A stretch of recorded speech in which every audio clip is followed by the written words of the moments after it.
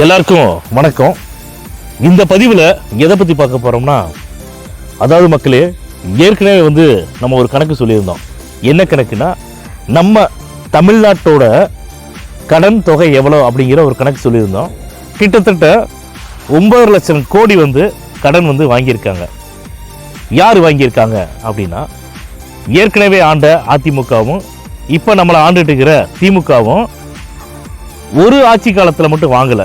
அது நம்ம ஒத்துக்கணும். ஆனால் இவங்க ஆண்டுட்டு இருந்து இத்தனை வருட காலமாக இத்தனை லட்சம் கோடி கடன் இருக்குது அப்படின்னா, அப்போ நான் என்ன கேட்குறேன், நீங்கள் போயிட்டு பேங்க்கில் நீங்கள் போய் லோன் வாங்குறீங்கல்ல, கடன் வாங்குறீங்க.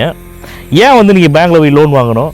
ஏன் இத்தனை வருட காலமாக பல லட்சம் கோடி பணத்தை கொள்ளையடிச்சாங்களே உங்களுடைய அமைச்சர்கள்ட்டையும் சரி, உங்களுடைய எம்எல்ஏக்கள்கிட்டையும் சரி, ஏன் உங்கள்கிட்ட இருக்கக்கூடிய பணத்தை போட்டாவே தமிழ்நாட்டோட கடன் டோட்டலாக ஜீரோவில் தான் நிற்கும்.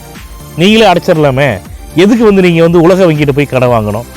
அதாவதுங்க மக்களே, நம்மெல்லாம் சாதாரண ஆளுகள் எல்லாமே நம்மளாம் பாருங்களேன், ஒவ்வொருத்தருக்குமே 1 கோடி ரூபா அப்படிங்கிறது எவ்வளோ பெரிய பணம், எவ்வளோ பெரிய தொகை சொல்லுங்க பார்க்கலாம்.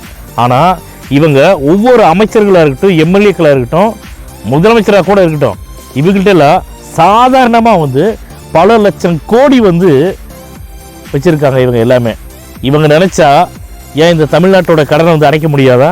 சொல்லுங்கள் மக்களே. மக்கள் வரி பணத்தை கட்டுறாங்க, எல்லாத்துக்கும் வரி பணம், எல்லாத்துக்கும் வரி கட்டுறாங்க. மக்களுடைய வரி பணம்லாம் எங்கே போச்சு சொல்லுங்கள். இதுக்கு நான் ஏற்கனவே ஒரு பதிவு ஒன்று போட்டேன்.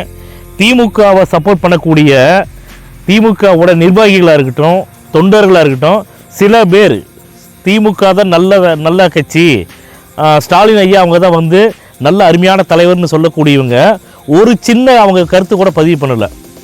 ஆமாம், திமுக அரசாங்கம் சரி, அதிமுக அரசாங்கம் சரி, அவங்கள்ட்ட இருக்கக்கூடிய அமைச்சர்கள் அமைச்சர்களுடைய பணமாக இருக்கட்டும், எம்எல்ஏக்கள் பணமாக இருக்கட்டும், இதை போட்டாவே தமிழ்நாட்டோட கடனை அடைச்சிடலாமேன்னு சொல்லி ஒருத்தர் கமெண்ட் பண்ணலை. ஏன்னா இவங்க எல்லாத்துக்குமே தெரியும்.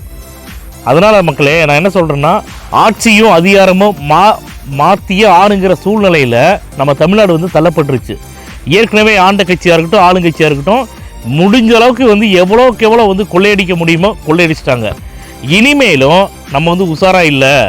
இனிமேலும் நமக்கான ஒரு தலைவர் கிடைச்சதுக்கப்புறமா நம்ம அந்த தலைவருக்கு ஓட்டு போட்டு ஜெயிக்க வைக்கலைன்னா நம்ம தலைமுறை இல்லை, நம்மளுடைய பையன் பேர தலைமுறை கூட அவங்க நினச்ச தலைவர் ஆட்சியில் ஆட்சி பண்ண முடியாது.